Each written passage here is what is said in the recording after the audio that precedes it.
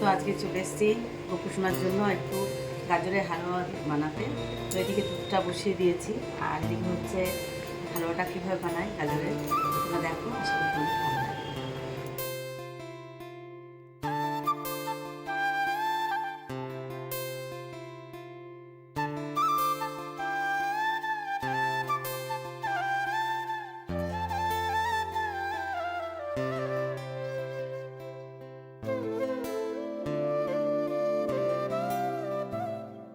তো এদিকে গাজরটা তো বসিয়ে দিয়েছি, আর দুধটাও জাল হয়ে গেছে।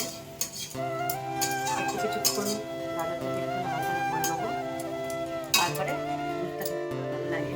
আর গোপুসোনাকে দিতে ভালো লাগে বানিয়ে, তো অবশ্যই বলুন, তো ভীষণ ভালো লাগে। তো সেই কারণে আমি আজকে গাজরের হালুয়া বানিয়ে দিচ্ছি। আরও অনেকদিন আগে একবার বানিয়ে দিয়েছি, আজকে আবার দিচ্ছি। আর তারপরে পুজো করবো, তোমরা দেখতে থাকো।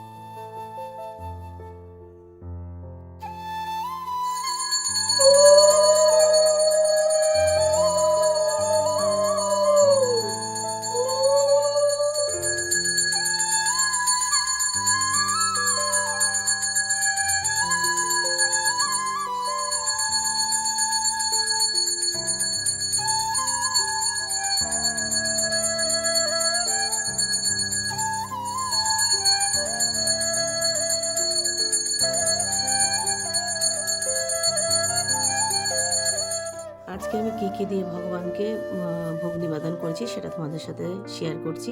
তো এখানে দেখছো গাজরের হালুয়া, আর এদিকে কিন্তু দুধ, আর এই যে জল, এই হচ্ছে আজকে ভগবানের দুপুরবেলা সেবা দিয়েছি। তো তোমরা সবাই দর্শন করো। হরে কৃষ্ণ, রাধে রাধে। আজকের মিনি ব্লগটা তোমাদের কেমন লাগলো অবশ্যই কমেন্ট করে জানিও। ভালো লাগলে সবাই একটা লাইক কমেন্ট শেয়ার করো।